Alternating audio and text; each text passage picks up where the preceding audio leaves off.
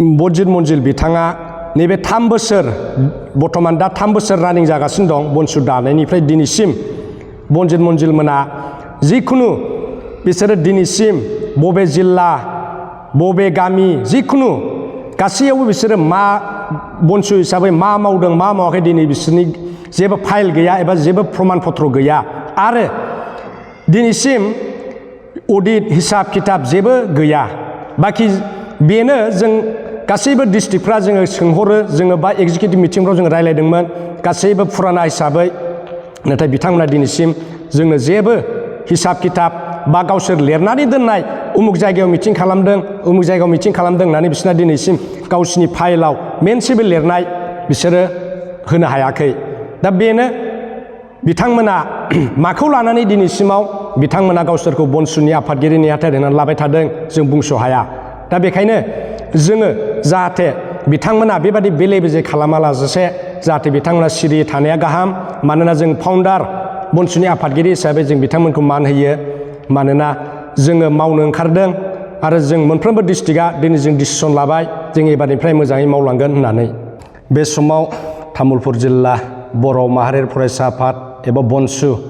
तामुलपुर जिल्लानि गाहाय नेहाथारि आं सुरज बसुमतारी दिनै जों बेयाव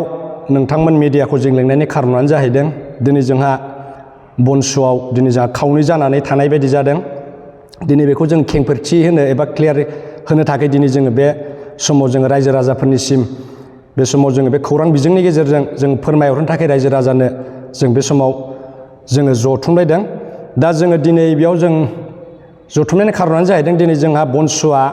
जोंहा खावनै जानानै थानाय बादि जोङो ससियेल मिडियायाव जों नुबाय थादों दा बे समाव जोङो बेखौनो क्लियार खालामनो सानो दिनै जोङो बनसुआ दिनै खावनै जायाखै मानो होनोब्ला दिनै जायनाखि फाउन्डार गायसनगिरि बनसुखौ बिथां जोंनि आगुनि प्रेसिडेन्ट एबा आफादगिरि बजित मन्जिल बसुमतारी आरो बेजों लोगोसे बर्तमान सोलिबाय थानाय जिनाखि गाहाय नेहाथारि नबज्योति स्वर्गियारि बिथांमोना बे सानै साथामसो बिसोरो ज' जानानै दा जिनाखि बनसुखौ मोननै लाइनजों लांदों बिसोरो दा बिथांमोना मा सानदों जों बुंस' हाया खिन्थु जों तामुलपुर जिल्लानि जानानै जों क्लियार होयो बेखौनो दिनै रायजो राजाफोरनिसिम बिथांमोनखौ जोङो थांनाय दिनफ्राव जोङो बेबादिनो जों माखासे दिनफ्राव जोङो डेट मथे जोङो 16 नभेम्बर 2025 मायथाइयाव जोङो मोनसे जेनेरेल मिटिं लिंदोंमोन बे समाव बिथांमोनखौ जों खावलायदोंमोन हांख्रायदोंमन बिथांमोना सौफैयाखै आरो बेयाव सौफैयैलाय जों आरो बे मासावनो बे एखे मासावनो जोङो 24 नभेम्बर 2025 मायथाइयावबो जोङो एग्जिकिउटिभ मिटिं लिंदोंमोन बेयावबो बिथांमोना सौफैयाखै आरो बे एखे मासावनो जोङो 25 नभेम्बर 2025 मायथाइयावबो जों एग्जिकिउटिभ लिंबावदोंमोन थेवबो बिथांमोना बे लिंनाय बे खनथाम लिंनायावबो बिथांमोना जों नुजाफैनो हायाखै नाथाय जोङो सिन्था खालामदों जों गासै मोनबा डिस्ट्रिक्टखौ जोङो डिस्ट्रिक्ट एबा जिल्लाफ्रा जों ज' जानानै जोङो सावरायलायदों आरो जोङो 4 डिसेम्बर खालि जोङो 2025 मायथाइया जोङो बेयाव एग्जिकिउटिभ लानायाव जोङो गासै मोनबा जिल्लानि जों ज' जानानै जों हाउसआव मोनसे जों डिसिसन लादों आरो बे डिसिसनाव जोङो ओइदिननो जोङो बिथांमोनखौ माखासे बोसोनगिरिफोरनि एडभाइस मोननायाव एबा बोसोन मोननायाव जोङो बिथांमोनखौ बे दिनखालिनो जोङो जोंनि बनसु आफादनिफ्राय जोङो एक्सपेल खालामनाय जादों दा बर्तमान जों तामुलपुर जिल्ला हिसाबै जोङो दानि जिनाखि दाजानाय जोंनि मिरुनि आफादगिरि ब्रिटेन इस्लारि आरो गाहाय नेहाथारि हिसाबै सानसुमा बसुमतारी बिथांमोन दा बर्तमान जि सालायनाय जों तामुलपुर जिल्ला हिसाबै जों बिथांमोनजों दं आरो जोङो बै जिनाखि आगुनि जिनाखि प्रेसिडेन्ट बजित मन्जिल बिथांमोनजों जों बे समाव गैया मानोना बिथांमोनखौ एक्सपेल खालामदों 4 तारिख डिसेम्बराव जोङो हाउसआव जों डिसिसन लानानै हाउसनि मथे नाथाय जोङो बेनो जोङो फाउन्डार हिसाबै जोङो बिथां बजित मन्जिल बसुमतारीखौ जोङो मान होयोमोन मानोना बिथाङा बे 3 बोसोरखौ सालायबोदों आरो बिथाङा सालायबोनायाव मानि थाखाय दिनै बिथाङा मोजाङै जेनेबा सालायलांनो हायाखै बेखौ जों मिथिया बिथांनि आन्दोआव मा दं दा बाखिया जाहैबाय बिथांखौ जोङो सनमान होयो मानो होनबा बिथाङा मोनसे आफाद हिसाबै जोंहा बनसुआव मोनसे संबिधान दंमोन बिथांमोनानो लिरदों बे संबिधानखौबो दा बिथांमोना मानि थाखाय दिनै गावसोर लिरनाय संबिधानखौ आखरे आखरे फालिनो हायाखै जों बुंस' हाया दा बिथांमोननि आन्दोआव मा दं जों मिथिया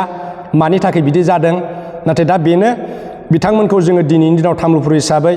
जोङो जाहाथे बनसुखौ बेबादि बेले बेजे खावनैयाव जाहाथे दालाबो मानो होनब्ला दिनै जोङो हारिनि थाखाय मावनो ओंखारबोदों बर' हारिनि थाखाय दिनै जोङो अरायसम मावलांगोन आरो जोङो तामुलपुर जिल्ला हिसाबै जों बेखौनो फोरमायहरोदि दिनै गासै रायजो राजाफोरनिसिम जोंनि बर' माहारिफोरनो जोङो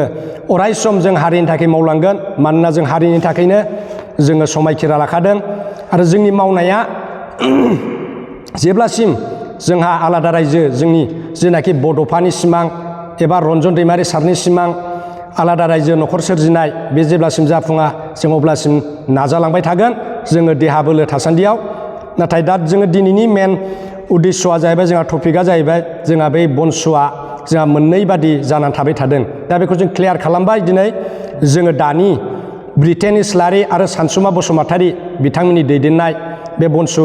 बे आफादाव जोङो दङ फुल सापर्ट जों जिल्ला हिसाबै आरो दा जोङो गामि वाइसफ्राव जोंहा गोबां एवारनेस प्रग्रामफोर जोङो लानो गोनां जानानै फैयो नाथाय दिनै जोङो बे 3 बोसोराव जोङो तामुलपुर डिस्ट्रिक्ट हिसाबै जोङो मोनसेबो प्रग्रामफोर जों खालामनो हायाखै एबा लानो हायाखै मानोना जोंनो मिरु एबा सेन्ट्रेलनि आगुनि जोंनि प्रेसिडेन्ट बेबादिनो सेक्रेटारि बिथांमोना जोंनो जेबो बेबादिनो डिसिसन होआखै बा जोंनि गेजेराव फैनानै जोंखौ बेबादि खालाम होननानै जेबो बिथांमोना जोंनो बेबादिनो